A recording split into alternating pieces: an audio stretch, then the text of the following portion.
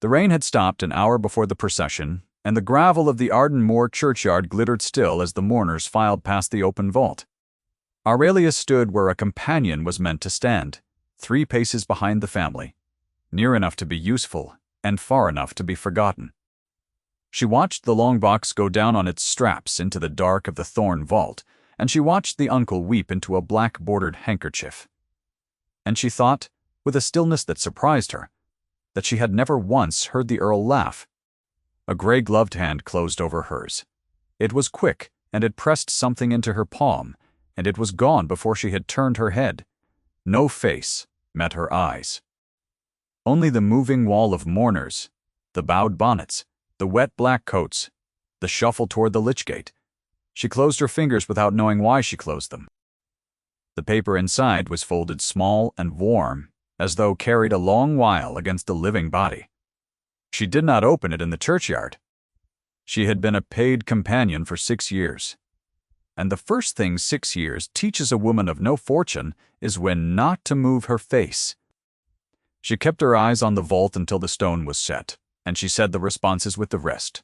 And only when she was back in the narrow north passage of Ardenmoor Hall with the door shut and the latch dropped did she unfold the square of paper by the light of one tallow candle. 4 words in a hand she had seen 100 times on household notes. "I am alive," it said, and then her own name, Aurelia. And below that, smaller, pressed hard enough to tear the paper at the downstroke, 4 words more. "Trust no one in this house." She read it 3 times. The candle flame bent. Somewhere below her the great clock struck the half-hour, the sound coming up through the floor the way it always did, and the ordinary household noise of it was the most frightening thing she had felt in years, because it meant the world had not changed at all, and she now knew something the world did not. The Earl of Stourcliff was 3 days dead. She had seen the coffin closed. She had not seen his face. That was the detail her mind returned to in the hours she did not sleep. She had not seen his face. The coffin had been brought down already shut, and the physician had forbidden it opened, on account of the fever, and the uncle had wept, and the household had taken the weeping for grief. To understand why a dead man's note could turn a companion to stone, you have to understand what manner of woman received it, and what manner of house she received it in. Stay with me through the cold of it. The warmth is coming, and it is the kind that lasts. Aurelia Vasey had come to Ardenmoor in her 24th year. The daughter of a Hampshire clergyman who had left her good manners, 3 languages. She had been engaged as companion to the late Earl's mother, the old Lady Stourcliff, a sharp and kindly woman who had died the winter past and left Aurelia, by then indispensable to the running of a house that had forgotten how to run itself. She kept the linen books and the still-room accounts. She read aloud in the long evenings. She knew which hinges in the great house wanted oil, and which doors could not be opened without waking the floor above. And she knew it because no one had ever thought her worth noticing as she learned it. The household had taken her measure long ago, and the measure was small. She was the companion. She was the genteel poor relation who was not, in fact, a relation at all. To the upper servants, she was neither one thing nor the other, too fine for the hall and too plain for the drawing-room, and the under-steward, a thin, pleasant man named Caudle who answered to the uncle in everything, had said it to her face in the still-room not a month before, while he counted the candle ends she had saved. "You are a useful sort of nobody, Miss Vasey," he had said almost warmly, weighing a stub of wax in his palm. "The house could not do without the likes of you." She had thanked him. She had learned long ago that a thanked man tells you more than an offended one. The Earl himself, she had known only at the edges. Gabriel Thorne had come into the title 18 months before, on the death of his father, and he had come into it as a cold and silent man, lately home from the peninsula, with a scar that pulled the corner of his mouth and a way of leaving a room when she entered it. He gave his orders in 3 words, and no more. He did not dine in company. The household said he was proud. The household said the war had ruined his temper. The uncle, Hugo Stamford, who had managed the estate through the old Earl's last illness and managed it, still said it most often and most gently, with a sorrowing shake of his handsome grey head, to anyone who would listen. "My poor nephew," he would say, "his heart is closed. It is a sad thing in so young a man to be so closed against the people who love him." Aurelia had believed it as much as anyone. Then she remembered the morning she had slipped on the worn stair outside the library and gone down hard, scattering an armful of the old lady's letters across the boards, and how the door had opened, and the Earl had crossed the room before she had got her breath, and crouched, and gathered the papers into order with hands that were quick and exact, and set them in her arms without a word, and looked at her for one moment, with eyes the color of rain on slate. He had not asked if she was hurt. His jaw had been tight as a clenched fist. He had only made certain the letters were in their right order, the old lady's letters, and then he had risen and gone, and she had sat on the stair a long while after, with the strangest sensation that she had been seen, top to bottom, in a single glance, by a man who showed nothing and missed nothing. She thought of that now. In the dark, with his note in her hand, a man who missed nothing did not die behind a closed coffin lid on a physician's word. Hugo Stamford was the late Earl's brother-in-law, the brother of the old Lady Stourcliff, and he had lived at Ardenmoor for 30 years, as a younger son lives anywhere, on sufferance and on charm. He was a tall, soft-spoken, white-handed man of 60, beloved in the parish for his open table and his ready purse. And he was, Aurelia had slowly come to understand, the only person at Ardenmoor who never once forgot to be kind to her. She had taken it in the beginning for the natural courtesy of a gentleman. She understood it differently the night she read the note. A man who is kind to the furniture is a man who means to keep the house. His wife, Lady Phoebe, was a different article altogether. She was a dowager by marriage, and a tyrant by vocation, a woman of 58 who had spent her life half a rank below where she believed she belonged, and who intended now to make up the difference. She wore the old lady's emeralds, which had not been hers to wear while their owner lived. She had already moved her writing desk into the morning room that faced the south lawn. And she had brought into the house, 3 weeks before the Earl's last illness took its sudden turn, a niece of her own people, a Miss Drusilla Hale, a glossy, accomplished 20-year-old girl with a fortune of her own and an understanding, never quite spoken aloud, that she was to be the next Countess of Stourcliff the moment a decent period of mourning had been observed. There would be no Earl for Miss Hale to marry if the Earl was dead, unless the title passed sideways. Unless a will, drawn up in the old Earl's failing hand and witnessed in the late Earl's failing hand, named Hugo Stamford, guardian of the estate and the entail until such time as a suitable heir of the body could be produced through a suitable marriage. Aurelia did not yet know that such a will existed. She knew only that 2 marriages and 1 funeral made a tidy arithmetic, and that she had been handed a piece of paper that broke the sum. She did not sleep that night. She lay in her narrow bed, with the note inside the bodice of her nightgown against her own heart, where it had likely lain against his, and she made herself a list in the dark because lists were how she had survived every grief of her life. She did not know where he was. She did not know who had carried the note. She did not know whom she could ask without asking the wrong person, and feeling the floor open beneath her. Trust no one in this house. The house had perhaps 40 souls in it. She trusted, when she counted honestly, exactly 1. And that 1 could not read. Bess Tyndall had been the Earl's nurse when he was a boy, and was now the keeper of the still-room stores and the under-laundry. A square, slow, deaf on one side old woman who had wept properly at the funeral with her whole body, not into a handkerchief held for show. Aurelia found her at first light in the scullery, scouring a pot that was already clean, and she did not say what she knew, because the note had told her not to. She said instead in the flat voice of a companion making conversation that it was a sad thing the family had not been let see his lordship one last time. Bess's hands went still in the grey water. "They washed him and dressed him themselves," she said low. "Mr. Stamford and the doctor sent us all out. 30 years I had the keeping of him, and they sent me out of the room." Her chin worked. "And the coffin man came at night, miss?" "At night. I heard the cart on the gravel at 2 in the morning. and I am deaf on the one side, but I am not deaf on the both." She lifted the pot and let the water run off it. "It is not my place to say what I think." "No," Aurelia said gently, "it is not." She had her second witness. A coffin closed by the two men who profited from the death, a body none who loved him were allowed to wash, and a cart on the gravel at 2 in the morning. She did not need the note to suspect now. She needed it only to believe. That morning the will was read. It was read in the library, with the family assembled and Aurelia standing at the back in her place near the door, holding Lady Phoebe's shawl in case Lady Phoebe should want it, and the attorney from the county town read it through in a dry, careful voice, and it said precisely what the arithmetic had foretold. The estate of Ardenmore and the guardianship of the entail passed, during the minority of any future heir, to Mr. Hugo Stamford, in trust. The personal fortune, some £40,000 in the funds, passed to Mr. Donna. Stamford absolutely in recognition of his long and faithful service to the family.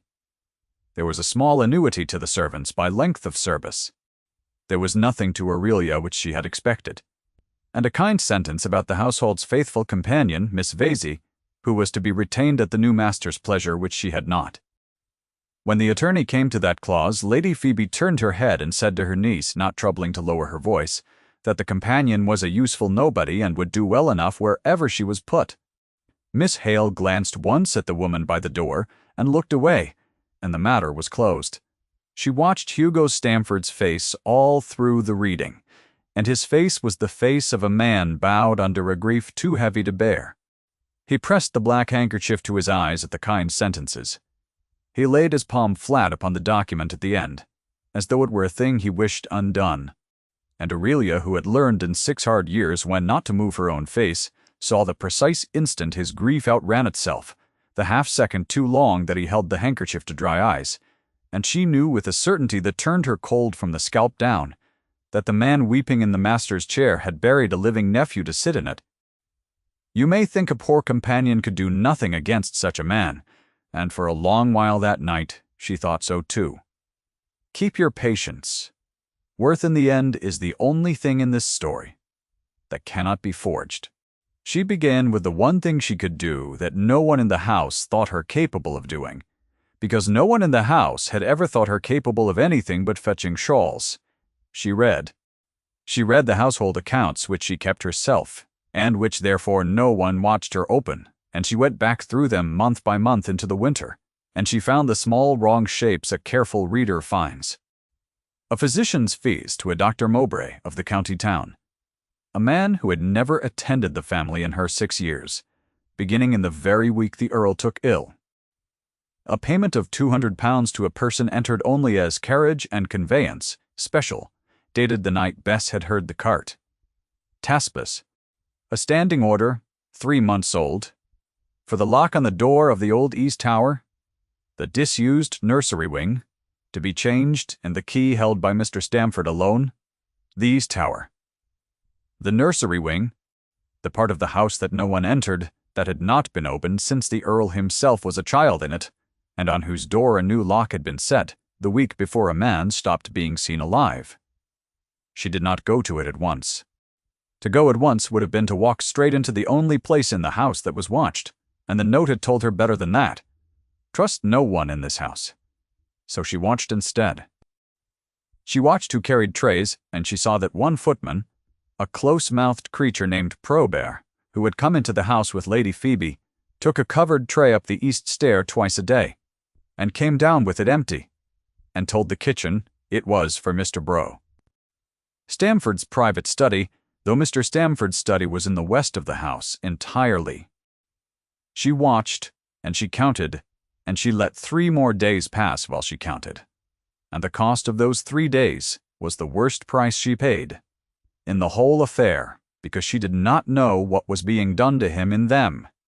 On the 4th day, Hugo Stamford summoned her. He received her in the master's study, in the master's chair, with the fire built high and a decanter at his elbow, and he was all gentleness. He told her she was a comfort to the house in its sorrow. He told her the late Earl, his poor, closed-hearted nephew, had thought well of her in his cold way. He told her Lady Phoebe found her invaluable, and that she might consider her place at Ardenmore secure for as long as she wished it, on the single small condition that she keep her good sense about her, and not trouble the household with fancies in a time of grief. He smiled when he said, "Fancies." His eyes did not. "You are a sensible woman, Miss Vesey," he said, turning the stem of his glass slowly between his fingers. "A useful woman? Servants talk in a house of mourning. They imagine things. Carts in the night, lights in old windows. I should be very sorry to see a sensible woman's place put at risk because she had listened to the talk of the scullery." He let that sit. "You take my meaning." "Perfectly, sir," she said. She kept her hands folded, and her face plain. The face of a woman who knew her bread. "I am sure the house has imagined a great deal." It was the first time she had ever lied to him, and she found it cost her nothing at all. She understood, walking back along the cold north passage, with her heart going like a hammer, that he had just confirmed everything. A man does not warn a nobody off a fancy. He warns her off a fact. That night, the household sat down to its first proper dinner since the funeral, Lady Phoebe presiding in the old lady's emeralds, Miss Hale beside her in pale blue, Hugo Stamford carving at the head of a table that was not his, and Aurelia at her usual low place among the upper servants in poor connections, where she could see the whole length of the room and be seen by none of it. The talk was of the future. Miss Hale played afterward in the drawing-room and played well, and Lady Phoebe spoke loudly of the proper period of mourning, and how a young house could not be expected to stay dark forever, and the understeward Caudle, pouring the wine, leaned close to a guest and said, in the carrying half-whisper of a man who means to be overheard, "The companion? Oh, she is nobody, sir. A useful nobody. She comes with the linen." The guest laughed. Aurelia kept her eyes on her plate, and let the words land where they were aimed. 3 times now she had heard her own smallness spoken aloud in this house, in the still room and at the will, and now at the table, each time by a different mouth, in a different room, and each time she had thanked the speaker in her heart, because a person reckoned at nothing is a person watched by no one. She used the dinner, while the family ate and the servants attended the family. The east stair was empty. She took a stub of candle she had saved and shielded, and she went up the back way, the way that woke no floor above, because she knew which boards to keep to, because she had spent 6 years learning a house no one thought she was learning, and she came at last to the new locked door of the East Tower nursery, and she put her cheek to the cold wood, and she listened. For a long while there was nothing. Then faint, the scrape of a chair, the shift of a weight, and a breath drawn slow and careful, the breath of a man husbanding his strength, the breath of a man who was alive. "My lord," she said against the wood, no louder than the candle's hiss. The breathing stopped. The whole house seemed to stop with it. Then his voice came, low and roughened and unmistakable, the voice that gave its orders in 3 words. And it gave her 3 now. "Aurelia, you came." Her given name in his mouth went through her like the first warmth after cold, sharp enough to hurt. He had never used it. No one in the house used it. To them she was Miss Vesey if she was anything, and she was so rarely anything. He had carried her Christian name out of a closed coffin and into a locked tower, and he said it as though it were the one fixed point left to him in a world gone false. She did not weep. There was no time to weep. Through the door, in snatches, with his breath failing and gathering and failing, he told her what had been done. The fever had been real and slight, a chill from the river that any man would have thrown off in a week. Hugo had brought his own physician, this Mowbray, who had given him a draught that had not eased him, but emptied him hour by hour of the strength to rise, until the household had been told the Earl was dying, until the household had been told the Earl was dead, until they had carried down a weighted coffin to a vault and shut the door of an empty grave. They had kept him since in the room he had been born in, on Mowbray's drafts, while the will was proved and the funds were moved and a marriage was arranged that would make the theft permanent. They meant, he said, his voice going thin, to let the drafts finish what the fever had not, in a week, in two, when no one was looking for a dead man to die. There is a will I never signed, he said. My hand is on it. I do not know how. I was made to write those first days. In the fever papers they said were for my comfort. A long breath. Mowbray witnessed it. My uncle holds it. And the only men who could swear it false are the men who forged it. Then I will find the proof that swears it false, she said. There is none. That is the whole of their cleverness, Aurelia. There is nothing to find. There is only me, and a dead man cannot stand up in a court and call his uncle a thief. The chair scraped his hand she thought had come to rest against the other side of the door, level with her own. I did not send for you to save me. I sent for you because you are the only soul in this house with eyes, and I could not bear to go into the dark, believing no one had seen the truth of it. That is all. Go down before they miss you. Burn the note. I will not burn the note, she said. And you are mistaken. About one thing, my lord. You are not the only proof. You have forgotten the room you are sitting in. She had not forgotten it. She had kept the still-room accounts for 6 years, and she knew what the East Tower held, because she had inventoried it the winter the old lady died, and no one had thought the inventory worth a second glance. The disused nursery had been the old Earl's strong room before it was a nursery, and in it stood an iron chest, and in that chest, locked under the old lady's own seal and never opened since, lay the family's papers of consequence, the marriage settlements, the entail itself, and the old Earl's true and final will. The one he had made in sound mind 2 years before he died, witnessed by the parish rector and the family solicitor, leaving everything to his son Gabriel without condition or guardian. Hugo Stamford had changed the lock on the door.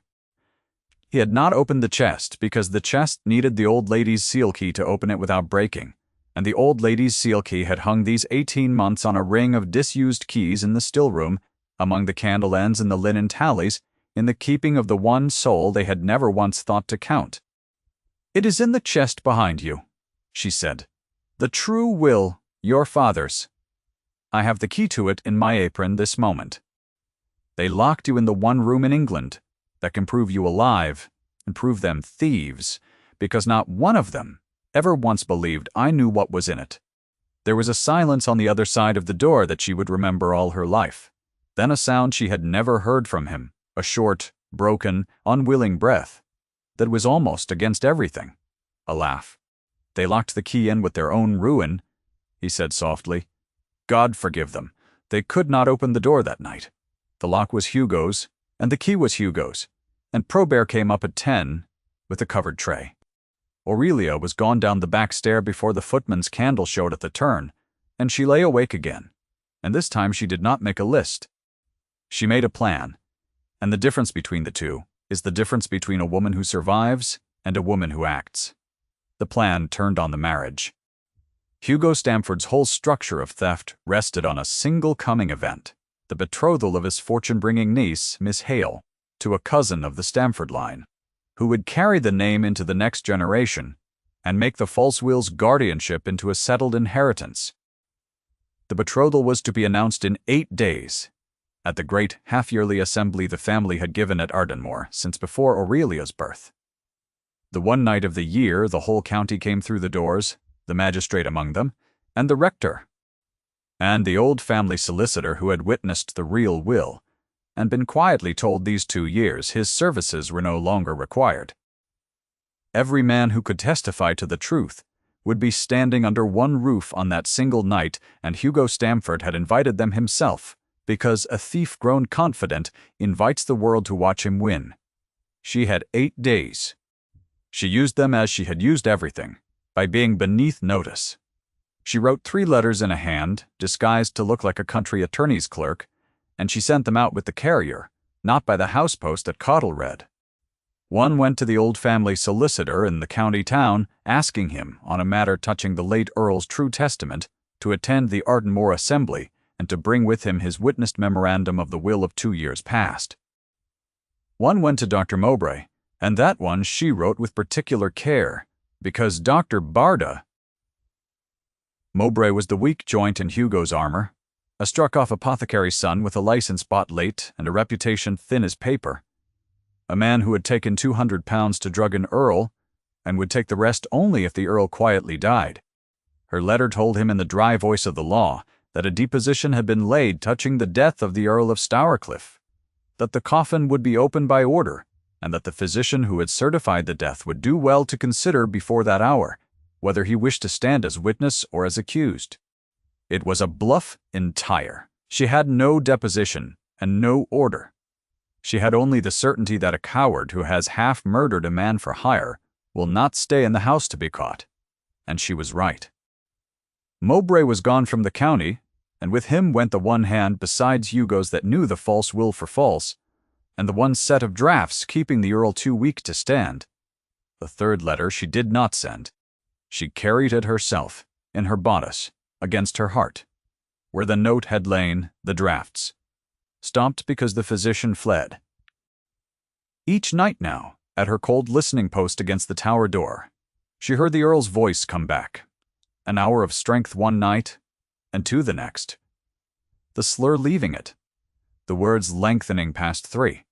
She brought him what she could, broth carried up cold under her shawl, a heel of bread, the household news whispered through the wood. And once, when his hand pressed level with hers against the door, and she pressed her own to it through the cold oak, neither of them spoke for a long while, and the whole charged silence of the house came down to that. 2 palms and an inch of wood, and not one word. And it was the nearest thing to a courtship either of them had ever known. "When this is done," he said one night, very low, "if it is done, I have a thing to say to you that I have no right to say through a door." "Then do not say it through a door," she answered. "Stand up first." 1. On the night of the assembly, Ardenmore Hall blazed from the gravel to the roofline, every window gold, the carriages on the drive 3 deep, the county pouring in through doors. A footman had thrown wide, and Lady Phoebe stood at the head of the great hall in the old lady's emeralds receiving the bows of people who had bowed only to the old lady before her. And Hugo Stamford moved among his guests, easy and gracious and triumphant, and Miss Hale waited in pale silk by the long windows for the announcement that would make her future. And not one of the 40 souls in that bright room knew that the master of it sat alive and unguarded in a tower 3 floors up, because the physician who had kept the lock's reason had run, and the footman Probert had been sent to the stables for the night, and the key to the east tower hung that evening, as every evening, on Hugo Stamford's own watch chain across his own waistcoat, in the one place he had never thought to fear a hand reaching. Aurelia did not reach for it.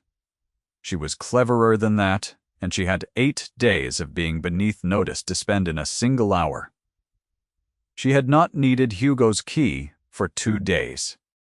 She had found in the old lady's seal box the spare, the locksmith's pattern. The old earl had kept against the loss of the first, because a man who builds a strong room keeps 2 keys, and a thief who changes a lock thinks only of the keys he can see. She had opened the iron chest the night before, alone, by one candle, with her hands shaking so that she could scarcely turn the wards, and she had read by that one light the true and final will of the old Earl of Stourcliff, witnessed and sealed and entire. And she had wept then, the weeping she had not had time for at any hour before. For the dead man who had loved his son enough to provide for him, and for the living son 3 feet through the wall, who did not yet know his father had not failed him, she had the will. She had the rector and the magistrate and the old solicitor all under the one roof. And she had at last by a key the old earl had cut against the day. Someone tried exactly this, the door of the tower itself, which she had opened at dusk while the house dressed for its triumph, so that the man inside it might choose his own hour to come down. The announcement came at 11. Hugo Stamford stood up at the head of the great hall and called for the company's attention, and spoke of grief and continuance, and the duty a family owes its name. And Lady Phoebe drew Miss Hale forward by the hand, and the whole bright room leaned in and into the held breath before the words that would have sealed it. A door opened at the far end of the hall, the door at the foot of the east stair, and a man came through it. He came slowly because he had been 3 weeks abed and poisoned, and he came leaning on the arm of the companion who had come with the linen, and he was dressed in his own clothes that she had carried up to him that evening, the navy coat hanging loose now on a frame the draughts had wasted. And the whole gold room went silent, the way only a crowded room can. All at once, as though a single hand had closed over its mouth, Lady Phoebe's fan stopped, Miss Hale's hand went to her throat, and Hugo Stamford at the head of the hall, in the chair that was not his, looked at the dead man walking toward him down the length of his stolen house, and the color left his handsome face, like water from a tilted glass. He recovered fast. A thief of 30 years' standing does not faint at a reverse. He put out his white hand in his sorrowing voice, and he said, loud, for the room, that here was a tragedy, that his poor nephew's fever had touched his brain, that the household had grieved too soon for a man only gravely ill, that he must be got to his bed at once before he did himself an injury. And he started forward with 2 of his own men behind him, to take the Earl by the arms, and carry the inconvenient living proof back up the stair before 40 witnesses could do more than gasp. It was a good defense. It was very nearly enough. A wasted man, raving of poison and false wills, was a thing the county would have let his loving uncle put gently back to bed, and pitied, and gone home shaking its head over. And by morning, the Earl would have been dead. In truth, and no court in England, Aurelia stepped in front of him. She was a small woman in a 3 seasons old grey gown, and she stepped between the Earl of Stourcliff and his uncle's reaching hands, and she lifted, in both her steady work-strengthened hands, a folded parchment heavy with the old lady's broken seal. And she spoke in a voice pitched not to wound, but to carry to the magistrate by the window, and the rector by the fire, and the old solicitor, who had risen from his chair with his face gone white. This is the last will of the late Earl of Stourcliff, made 2 years before his death, in sound mind, witnessed by the Reverend Holt, who stands at that hearth, and by Mr. Datto, with Astley, the family solicitor, who stands at that window, leaving Ardenmoor and all its fortune to his son Gabriel without guardian and without condition. It has lain sealed in the strong room since his death. The will read in this house last week is forged. The physician who witnessed it has fled the county sooner than answer for it. And this gentleman, she did not raise her hand, she did not need to raise her hand, she only turned her plain face full upon Hugo Stamford, buried a living man to read it. The room did not roar. The niche of that room's silence held. The old solicitor crossed to her and took the parchment and read the seal in the hand and looked up, and said into the quiet, in the dry voice of a man who had waited 2 years to be proved right, that the seal was the old lady's own, and the hand the old Earl's own, and the witnesses his own and the Reverend Holt's, and that he would stake his license. It was true. The magistrate came down from the window, and Gabriel Thorn, the Earl of Stourcliff, who had not yet said one word, who had stood swaying on the companion's arm, while she did, with 8 days and a borrowed key, the thing his rank and his fortune could not do for him, drew himself up off her shoulder by an effort that cost him, and stood on his own feet, at the head of his own hall, and spoke for the first time, and gave the room not a speech, but the single line the whole night had been bending toward. This lady is to be the Countess of Stourcliff. A beat of described silence. The fans stopped, the candles steady. Hear it from me, and forget the other name. 11 words. He had crossed his own ruined hall on her arm to say them, in the same room where the will had been read against him, and the betrothal proclaimed over him, and he claimed her by the name they had all refused her, in front of the magistrate and the rector and the woman in pale blue whose future had just ended. And then he turned from the whole bright county to look only at her, and the room might have been empty. What followed was procedure, and the niche does not require it dwelt upon, only that it be true. The magistrate took Hugo Stamford's statement in the library that had been the old Earl's, and the white hand shook now, and the sorrowing voice fragmented, and the man who had been kind to the furniture said 3 times to no one that he had only meant to keep the house, as though keeping the house had ever been a thing he was owed. He was not destroyed in that room. He was not struck. He was corrected and exposed, and put quietly under the magistrate's authority to answer in the proper place, and Lady Phoebe, who had worn another woman's emeralds, took them from her own throat in the candlelight with her own hands, and laid them on the table without being asked, which was the nearest that proud woman ever came to knowing herself wrong. Miss Hale wept, and was led away by people of her own, a girl who had been told her whole life she was the right choice, and had believed it in good faith, and who was guilty of nothing worse than being raised by a thief. The county went home before dawn, with the only true scandal it had been given in a generation, and to its lasting credit, when at last it understood the shape of the thing, it sided to a soul with the companion and the Earl. He did not let her go that night.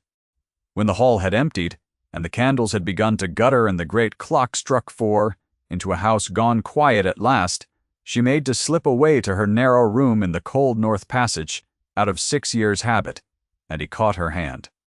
He was grey with exhaustion and could barely keep his feet, and he held her hand in both of his, the scar on the back of his own, catching the low firelight. And he looked at her the way he had looked at her on the library stair 18 months before, top to bottom, seeing everything, missing nothing. And this time he let her see that he had been seeing her all along. "I left every room you entered," he said, his voice rough with more than weariness. "I want you to know why before you say anything to me. It was not coldness. I had come home from the war with nothing whole left in me, and you were the one warm thing in this cold house. And I had decided I had no right to want a warm thing, having so little to offer it but a closed heart, and a hard name." His thumb moved once across her knuckles. "I was wrong on every count. You have just proved me wrong before. The whole county. I have a great deal to offer you, Aurelia. It begins with the truth, that I have never in my life been seen by anyone, as you have seen me. And it ends wherever you will let it end. They all called me nobody," she said, and the dryness in her own voice surprised her, the first wry thing she had let herself say in 3 weeks. "To a soul. Down to the under-steward who counts the candle ends. I was thanking God for it," he said. "They all of them looked at you for 6 years and saw the linen. I do not know how. I saw the only clear-eyed creature in Hampshire the first time I crossed a room to pick up my mother's letters." A muscle moved in the unsmiling jaw, and then it did the thing she had never seen it do. It eased, and the corner the scar pulled lifted, and the cold man, almost very nearly against the whole habit of his ruined face, smiled. "Marry me, and be the woman who came with nothing and saw everything. There is no fortune in England I would rather settle on." She did not deflect it, and she did not weep, though both were near. She lifted her free hand, the hand that had turned the wards of a strong room by one candle, and she laid it flat against the navy coat over his heart, where his note had lain against hers for 3 weeks, and she felt the living beat of him under her palm, which was the only proof she had ever truly needed, and the one she had risked everything to keep beating. "Yes," she said. "Stand up straight, my lord. You are home." They were married in the spring in the Ardenmore church, within sight of the empty vault that had held a weighted coffin and never a man. And the parish that had once known her for the genteel poor companion of no fortune lined the Litch path to see the new countess pass. And Bess Tyndall, who had been sent from the room and was sent from no room ever again. All body in the front pew, which was the only proper way that old woman ever cried. By the following Christmas the house had learned to run warm. The morning room that faced the south lawn, where Lady Phoebe had once moved her writing desk to wait for a stolen estate, was Aurelia's now, and she kept the household accounts there still by choice, because she had grown to love the small honest order of them, and because a countess who had once been the only honest reader in a false house did not mean to stop reading the old lady's emeralds, returned she did not often wear. She wore instead, on a ribbon, the brass pattern key the old Earl had cut against the day.